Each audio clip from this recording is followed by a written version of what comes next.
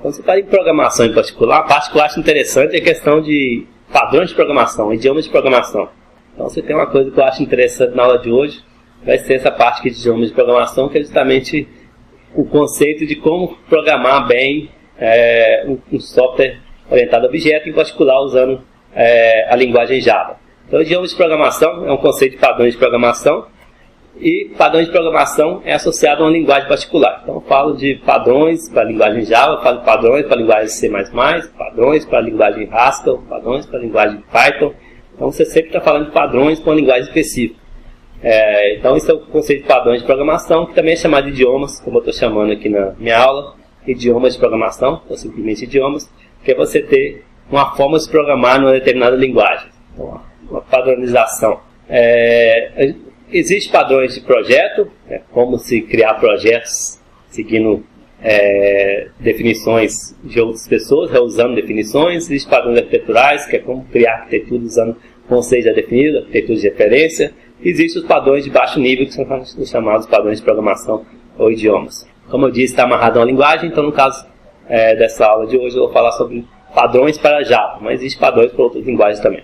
Alguns desses padrões ou idiomas podem até valer para outras linguagens, de sintaxe parecida, como por exemplo C++, mas eu pensei aqui, quando eu criei, na verdade, como minerei esses padrões da literatura, foi pensando em coisas que se aplicam a Java, não necessariamente se aplicam a outras linguagens. Por que você usaria idiomas no seu modo de programar? Porque isso facilita a comunicação. Se as pessoas adotam idiomas parecidos, elas se entendem. Então, quando eu pegar o código do José, se o José usa os mesmos idiomas que eu uso, eu vou ler o código dele mais facilmente. Se cada pessoa usar o seu próprio conjunto de idiomas, fica mais difícil as pessoas entenderem umas das outras através do código.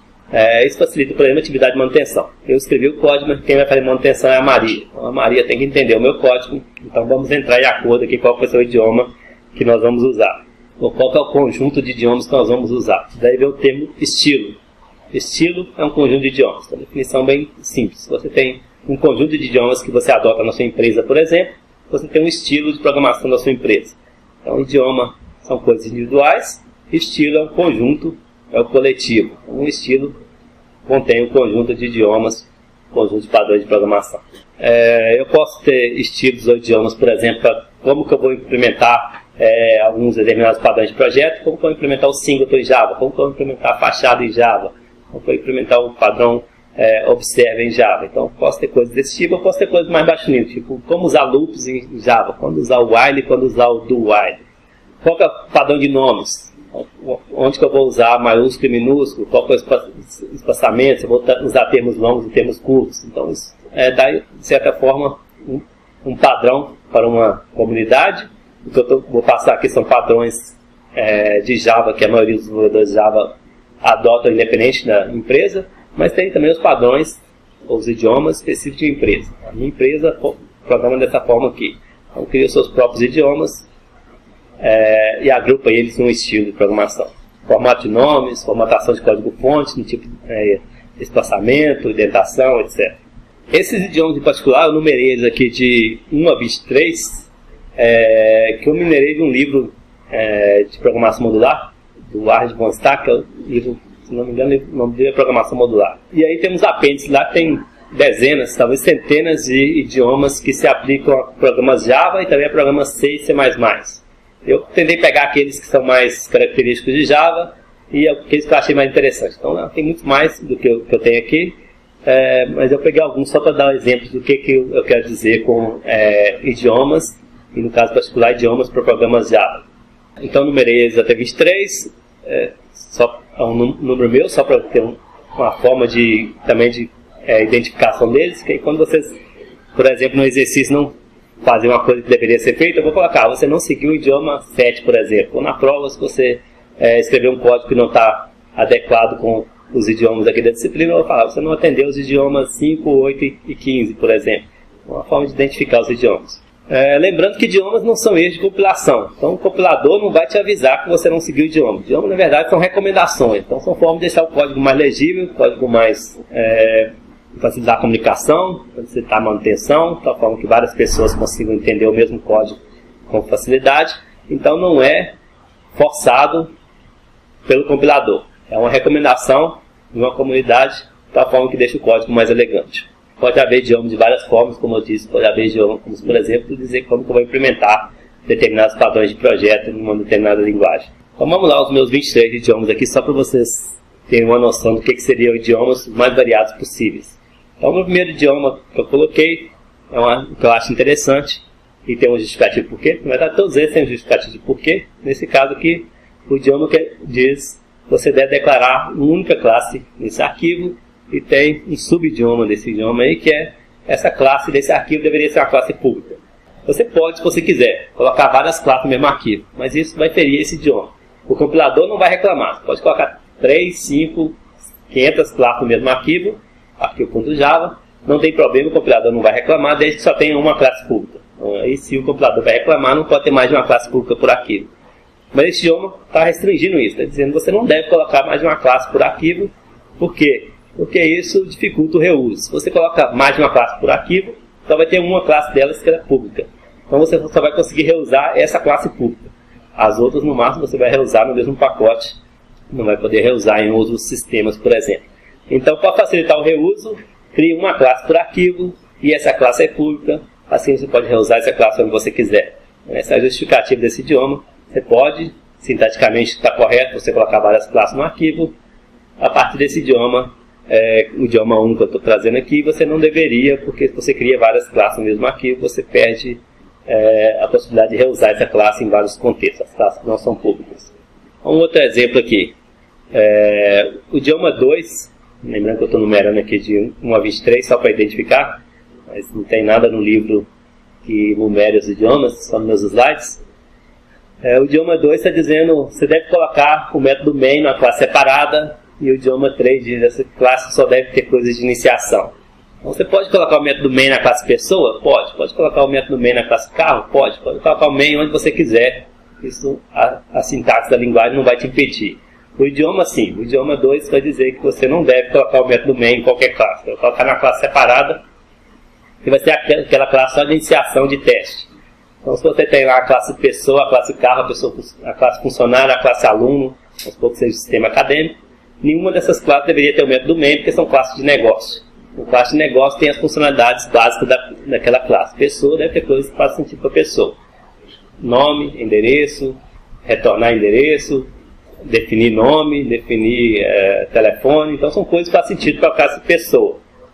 Método main não faz sentido para a classe pessoa. Então não é a funcionalidade de pessoa. É uma funcionalidade para você iniciar uma aplicação. Então, já que você precisa do main, porque você precisa de um ponto para iniciar a sua aplicação, esse ponto vai ser uma classe que chama, por exemplo, iniciar a aplicação, ou testar a aplicação, onde vai ter só o método main e coisas para iniciar. Então, você separa o método main da parte de negócio. Tem várias classes de negócio, tem seu propósito na aplicação, e tem uma classe especificamente para iniciar, que vai ter o método main. E com isso você vai entender o idioma 2 e o idioma 3 dos slides do professor Eduardo. Um outro exemplo, atributos devem ser privados ou protegidos. Isso tem a ver com o conceito máximo de orientação a objeto, que é o conceito de information hiding, que já vem há muito tempo, lá, desde a época do Parnas, que é o objeto deve conhecer a si próprio, mas não deve externar as coisas internas dele. Então, como se materializa isso num bom código orientado a objeto, uma boa programação orientada a objeto? É você não externar os atributos de uma classe. Então, os atributos de uma classe devem ser privados ou protegidos. Se você precisa que alguém acesse aquele atributo, você provê um método getPublic, o get, o nome do atributo, que seja público, e aí você consegue acessar aquele atributo. Parece a mesma coisa se der o método getSet público para os atributos. Parece que é a mesma coisa você colocar o atributo como público, mas não é. Porque tem um detalhe que quando você coloca o atributo público, você não consegue fazer nenhuma restrição de acesso. Quando você coloca o método get, por exemplo, mesmo que o método seja público, você consegue fazer alguma restrição ali dentro. Pode, por exemplo, pedir uma senha dentro do método, pode logar aquele método sempre que alguém acessar aquele atributo. Então você consegue fazer coisas no método que você não consegue fazer no atributo. Então, o atributo, se você tornar ele público, todo mundo pode acessar, você perde o controle. E além disso, você está ferindo o conceito de ocultamento de informação, que é as coisas internas de uma classe não devem ser mostradas, a não ser que você comunique com a classe. Como que você comunica com a classe? Chamando o método de uma classe. Então o 5 é só dizendo isso, deve ter atributos protegidos ou privados, e aí você usa método getSet. Quando você precisar que um atributo seja acessado externamente, você usa o método getSet, que é uma forma de você permitir que uma classe comunique com você e te pergunte o valor daquele atributo. Aqui tem um exemplo de código só para mostrar isso, onde o corpo é privado, velocidade atual é protegido na classe carro, e aí eu coloquei métodos que acessam esses atributos. Se eu quiser saber a cor, eu tenho que chamar o método getCor. Então, acesso o método, quer dizer, eu estou conversando com o objeto carro através do método getCor ou setCor. Aqui tem um outro exemplo de código só para mostrar outros idiomas sendo aplicados. Por exemplo, o método main está numa classe separada. Então aqui eu tenho a classe carro, que não tem um método main, porque é uma classe de negócio. E eu tenho uma classe carro teste, que aí sim tem um método main, tem as coisas de iniciação, que é uma classe que não é de negócio, simplesmente para começar a minha aplicação. Coloquei carro teste. Essa é a ideia de qualquer classe do sistema. Se ela é de negócio, ela não tem o método main. Se ela tem o método main, ela não é de negócio, ela é simplesmente para iniciar a sua aplicação. Outros idiomas aí, o 6, o 7 e o 8, também parecidos. A ideia de como nomear. Então essa é a forma que eu gosto de nomear classes, nomear métodos e nomear atributos. Então é a forma que a maioria dos programadores de Java usam. Você pode nomear como você quiser? Pode. Posso ter uma variável que chama temp, posso ter uma variável que chama i, posso ter uma variável que chama j, posso ter uma variável que chama abc, o nome que você quiser. Mas isso não deveria ser assim. Você deveria seguir essa convenção aqui para facilitar o entendimento do seu código. Por exemplo, classe deveria ser um nome de um substantivo e iniciar com letra maiúscula. Então, o nome de uma classe boa é pessoa, o nome de uma classe carro, o nome de uma classe cadeira, o nome de uma classe professor. Tudo isso é substantivo. Você colocar o nome de uma classe acelerar, o nome de uma classe andar, o nome de uma classe voar, não é um bom nome para a classe, porque isso não é substantivo, isso é verbo. Da ideia de ação, ação é método. Então, quando você pensa numa ação do sistema, você pensa que tem um método que está provendo aquela funcionalidade, provendo aquela ação. Então, o nome de classe, o ideal é ser substantivo, nome de método, o ideal é ser verbo, da ideia de que aquilo sim é uma ação do sistema. Qual que é a diferença também em termos de redação? Nome de classe escreve com letra maiúscula, nome de método escreve com letra minúscula. Então, se você tem a classe carro, carro começando com a inicial maiúscula, C maiúscula. Se você tem o método acelerar, o A de acelerar começando com letra minúscula, e no caso do método é um verbo. O atributo é parecido com o nome de classe, pode ser substantivo, mas também pode ser adjetivo. Por exemplo, muitas vezes é adjetivo quando você tem um atributo que é booleano. O carro é, sei lá, grande, por exemplo. Você tem true se o carro é grande, falso se o carro não é grande. Sei lá, espaçoso seria um termo melhor para carro, ou veloz. Então isso são adjetivos, pode ser também. Então, atributos pode ser adjetivo, muitas vezes, ou na maioria das vezes, atributos são substantivos. Diferença de redação aqui, nome de classe você escreve com letra maiúscula, nome de atributo você escreve com letra minúscula. E tem o nome de constante, que é tudo maiúsculo, sempre caixa alta para diferenciar um atributo variável de um atributo constante. Constante sempre caixa alta, letra maiúscula. Para todos os casos você usa camel case. O camel case é quando você muda a palavra, a segunda palavra começa em maiúsculo. Então se o nome da classe é minha casa, então M de minha começa com letra maiúscula e o C de casa também com letra maiúscula. Então isso é o camel case. Tem que mudar de palavra. Se é acelerar carro, acelerar é letra minúscula, não do método, mas o carro começa com letra maiúscula. Então acelerar carro não de um método, o A minúsculo, o C maiúsculo de carro. Tá? Atributos é a mesma coisa, a não ser quando é constante, que aí é tudo letra maiúscula. Aí algumas pessoas usam o underline, um tracinho para separar uma palavra de outra. Mas não é usado o underline em nome de atributos variáveis. Por exemplo, se a variável chama contar valor, então usa camel case. Contar começa com letra minúscula, valor com letra maiúscula, tudo emendado, não tem tracinho separando. É diferente do que os programadores C++ muitas vezes fazem, que é colocar um tracinho separando palavras. Em Java não se coloca tracinho, coloca camel case. Outros idiomas agora que tem a ver com coisas não sintáticas, indentação e comentários.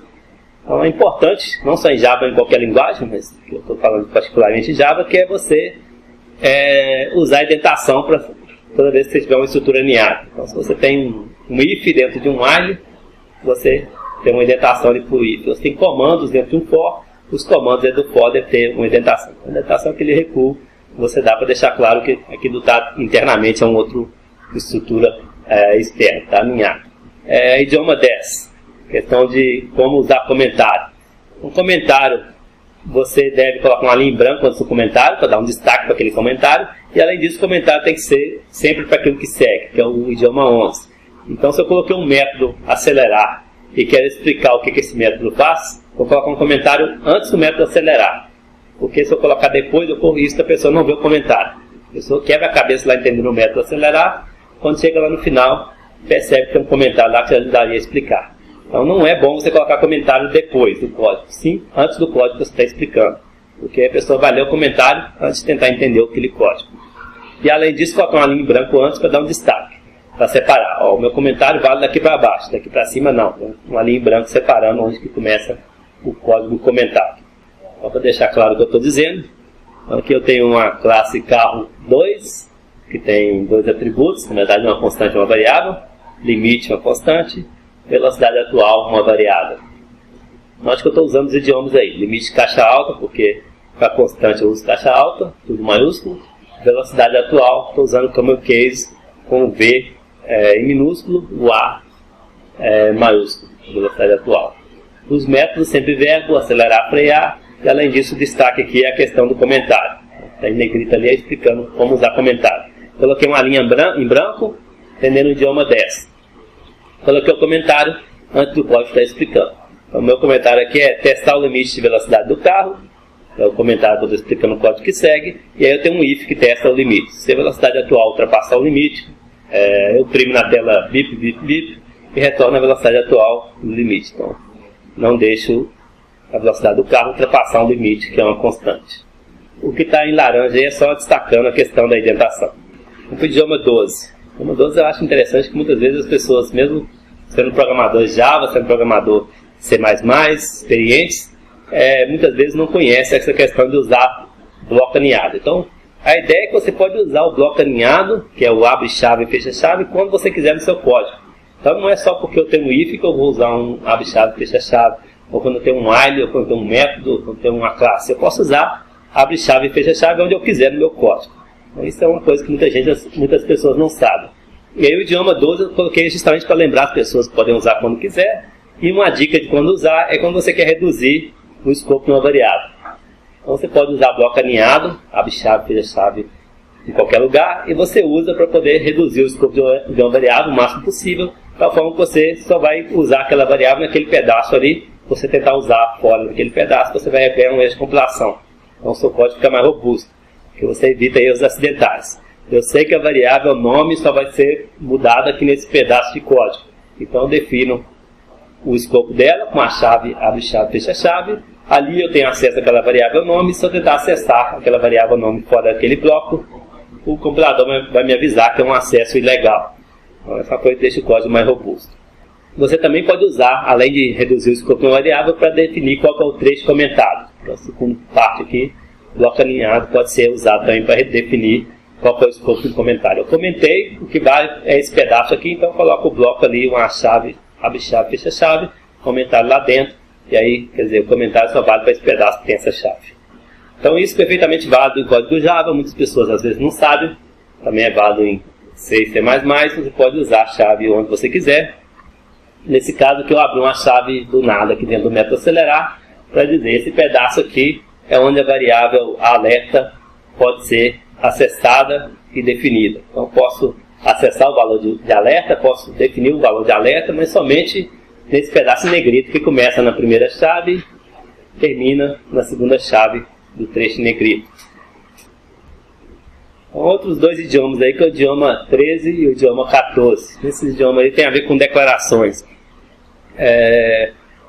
O idioma 13 é bem trivial, é você evitar conflito de nomes. Então, nomear uma variável com nome único, porque você pode se confundir. Então você pode, em Java e em outras linguagens, colocar várias variáveis com o mesmo nome. Por exemplo, uma variável da classe chama nome, e aí lá dentro do método você cria uma outra variável que também chama nome. As duas podem ser string, ou pode inclusive ser de tipos diferentes.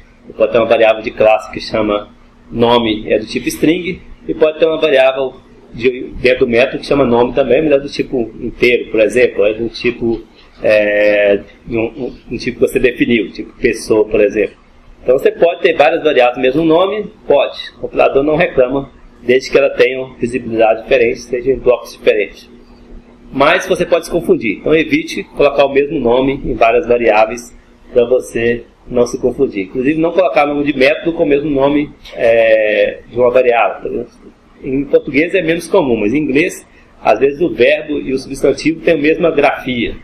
Então tem lá sei lá, pessoal, pode ser name usado como substantivo, talvez pode ter um verbo que também seja name, tipo nomear.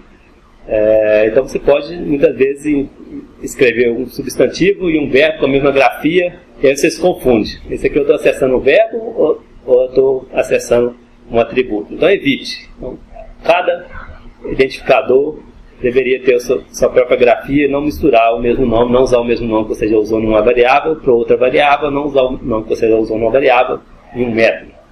E isso é o idioma 13, e o idioma 14 é para você evitar o null pointer exception. É você sempre declarar e inicializar variáveis se for possível. Mesmo que você inicialize com um valor default. Então, por exemplo, você declarou a variável nome do tipo string e por enquanto você não sabe o nome da pessoa. Então inicializa com vazio, que é abre chave, fecha chave. Se você não inicializar, você corre risco de esquecer e aí quando você tentar acessar aquela variável, ganhar um ponteiro para nulo. Então, o idioma 14 é na tentativa de evitar o ponteiro para nulo. Então você, quando declara uma variável, tenta inicializá-la com algum valor default para evitar que ela fique com um valor nulo. Se você não for possível, aí sim deixa ela ser inicializada. Deveria ser evitado. O idioma 15 eu coloquei aqui só para lembrar que lá nos primórdios da computação existiu o GoTo, ainda existe na linguagem, mas deve ser evitado. Na verdade, mais que evitado, é proibido você usar GoTo, porque em programação estruturada não há necessidade de você usar GoTo. Para quem não sabe, o GoTo é o desvio não condicionado, você pode desviar para qualquer parte do código. Isso era feito assim antes da programação de alto nível, programação estruturada, hoje em dia não se usa mais. Idioma 16 é o operador ternário de Java. Eu coloquei também só para lembrar que existe um operador em Java que é o operador ternário, que substitui em muitos casos o if, torna o código mais simples para você usar o operador ternário que é um if. Você pode escrever com if, pode usar com o operador ternário. Em alguns casos o if fica mais simples do que o operador, quer dizer, o operador ternário fica mais simples que o if. Mas tem que tomar cuidado, porque a leitura pode ficar complexa se a expressão ficar longa. Então eu coloquei de propósito uma expressão longa. Provavelmente essa expressão não faz sentido nenhum, até está sintaticamente correta, mas não faz muito sentido. Mas tem casos reais em que você pode escrever expressões longas usando o operador ternário e com isso fica difícil entender o código. Só para explicar para quem não conhece o operador ternário, que não é realmente uma coisa que todo mundo conhece, a sintaxe dele é o seguinte: você coloca uma expressão e aí coloca uma interrogação, e aí se aquela expressão for verdadeira tem uma segunda parte, e aí se a expressão for falsa, a terceira parte, onde a segunda e a terceira parte são separadas por 2 pontos. Então você usa interrogação para dizer, antes da interrogação, uma expressão que vai retornar um valor booleano, uma expressão booleana. Depois da interrogação, se o valor for verdadeiro, depois de 2 pontos, se o valor for falso. Então você pode usar essa expressão, como por exemplo no meu caso aqui, velocidade atual vai receber, se velocidade for menor que 0, vai receber a segunda parte, caso contrário, vai receber a terceira parte, que é a velocidade atual menos desacelerada. Só que na segunda parte ainda tem um novo uso do operador ternário. Então, usei um operador ternário dentro do operador ternário para tornar confuso e para mostrar que esse caso é um contra-exemplo, onde você não deveria usar o operador ternário, porque o seu código fica complexo, fica uma expressão complexa. Se você usasse if, você poderia modularizar melhor e colocar comentários. Coloca um if e aí explica. Esse if é se a velocidade for menor que 0, com velocidade negativa. Caso contrário, coloca mais um comentário. Nesse caso aqui é para isso. No operador ternário ficou expressão longa, e se você colocar comentário ali no meio, pelo menos na minha visão, dificulta mais ainda. Então no if é o lugar para você comentar. No operador ternário, você pode comentar antes dele, depois dele, mas no meio dele não é uma coisa boa, porque você vai complicar ainda mais a expressão que já é complexa. Alguns idiomas associados a switch case. O switch case por si só já é uma coisa meio polêmica. Inclusive, tem alguns autores que falam não use switch case em hipótese alguma se seu software é orientado a objeto.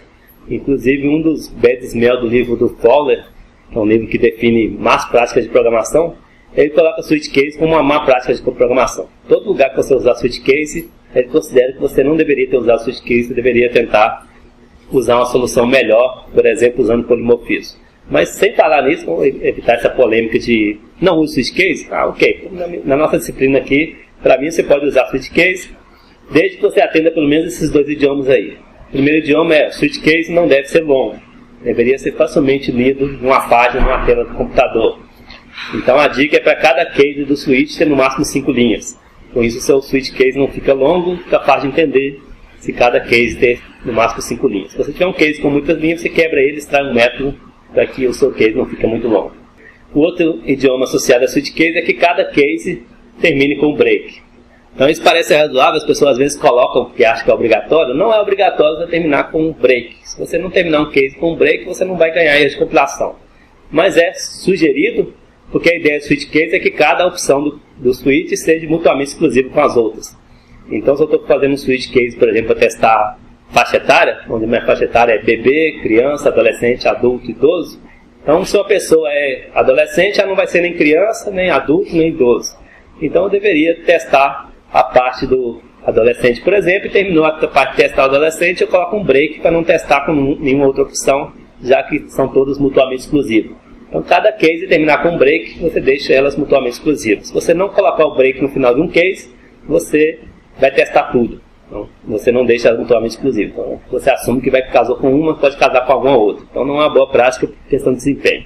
Então termina cada case com um break, o que normalmente você quer dizer quando você usa um switch case. Outras coisas associadas a switch, sempre usar a opção default, que é o idioma 19, e o idioma 20, que é parecido, o default deveria ser só default, não usar o default como uma coisa, uma das opções. Então você deveria ter um case para cada opção válida, e deveria ser o default, que é aquele caso excepcional que você não pensou. Essa é a ideia do idioma 19 e idioma 20, tem o default, mas não use o default, por exemplo, se você quer testar a faixa etária, aí você coloca lá criança, adolescente, adulto e coloca o default para idoso. Não deveria ser assim. Deveria ter criança, adolescente, adulto, idoso e além disso tem um default para aquele caso que você não pensou, caso excepcional, uma exceção, por exemplo, se a pessoa entrar com idade negativa. Então, esse é o idioma 20, usar o default e deixar o default só para capturar coisas não previstas, coisas excepcionais. Sobre repetição, algumas coisas também só para lembrar, as pessoas às vezes não usam porque não conhecem, que é o break e o return. Então usa variável temporária. Então não use variável temporária para sair de um laço, de uma repetição. Seja ela do while, seja ela while, seja ela for. Então não use variável temporária, use a forma que a linguagem prevê para isso, que é o comando break, para você sair de uma repetição, independente de qual tipo de repetição que é, ou o comando return, que é para você voltar e testar a condição. Então quando você está em um while, se aparece um return, dentro do while ele vai retornar e testar de novo a condição. Obviamente se não estiver no while, o return quer dizer sai do método. A mesma coisa vale para o for. Então no for, encontrou o return, volta e testa de novo a condição, testa o início do for de novo. Do while também é a mesma coisa, só que a condição é no final. Então o return vai testar a condição de novo, o break vai sair do laço. Isso é a forma de fazer de acordo com o idioma 21. Não usar uma variável temp, começa a variável como true, e quando você quer terminar o laço, você troca a variável para ser false. Isso é uma gambiarra que as pessoas geralmente fazem, onde na verdade deveria ficar muito mais legível e mais fácil você escrever usando o break para sair do laço ou o return para testar a condição novamente. Para finalizar os últimos dois idiomas que eu minerei, a maioria deles, como eu disse no livro Programação Modular do Arnold, não está. Idioma 22 tem a ver com if, evitar a expressão complexa no if. Então, às vezes você tem que testar várias condições com o mesmo if. Então você pode criar uma expressão lógica enorme e a pessoa que vai tentar ler aquele código vai quebrar a cabeça para poder entender o que você quis dizer com aquela expressão enorme. Ou você pode quebrar em várias expressões pequenas, cada uma dentro de um if. Por exemplo, se você quer calcular, sei lá, o salário de uma pessoa, primeiro calcula quantas horas que ele trabalhou. No if, coloca um comentário. Aqui eu estou testando quantas horas que ele trabalhou. Aqui eu quero testar se ele trabalhou horas extras, ele fez horas extras. Então tem um outro if interno, aí eu explico. Esse if é que eu estou testando quantas horas extras ele fez. Tenho que calcular um adicional insalubridade, por exemplo. Então um novo if com nova explicação, um novo comentário dizendo esse if aqui é para verificar a questão de horas de insalubridade, horas que ele trabalhou em situações insalubres. Então você coloca vários if com várias expressões pequenas, fica fácil de entender o seu código. Ao invés de escrever um único if com expressão enorme, onde a pessoa tem dificuldade de entender, e quando é uma única expressão, fica difícil você comentar no meio da expressão também. Então esse é o idioma 22. O idioma 23 é bem simples, é evitar um bloco vazio. Então abre chave, fecha chave, sem nada lá dentro. É ruim porque a pessoa que vai ler o seu código não sabe se você esqueceu de escrever aquele código ou se realmente você deixou aquele bloco vazio de propósito. Então se você escrever um bloco que você não sabe o que vai ser, né, aquele método, por exemplo, coloca um método e não tem nenhum comando lá dentro, você coloca um comentário lá dentro pelo menos, dizendo: esse método está vazio porque ele vai ser implementado somente na versão 5 do sistema. Ou esse bloco está vazio porque ele não precisa fazer nada nessa situação. Então você vai colocar um bloco vazio? Ok, mas explica por que ele está vazio. Então coloca um comentário explicando por que você deixou aquele bloco vazio que não foi esquecimento. Então coloquei a referência aí. A primeira referência é o livro de padrões arquiteturais, mas tem um capítulo que fala sobre idiomas, é o capítulo 4. O livro em si é de arquitetura de software, mas o capítulo 4 ele explica que idiomas, define e dá exemplos de idiomas. Mas a maioria dos idiomas eu peguei do livro do Hard Von Starr, Programação Modular, que tem vários apêndices, e esses apêndices tem vários exemplos de idiomas para programas Java e também para programas C e C++.